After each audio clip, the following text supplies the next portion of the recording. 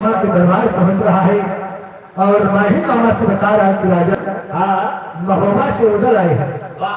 और अपने हेरा को मार दिया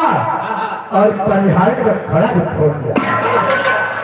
उनकी बदलिए माही मामा की बेटवा भाई खड़ा रहा तो भाई इतनी बतिया तुरंत कहेगा एकदम जल से लाल अंगार हो गया लेकिन कहना बात अरे बतिया सुन माही के हर कहीं घोड़ा पे चलता मिलने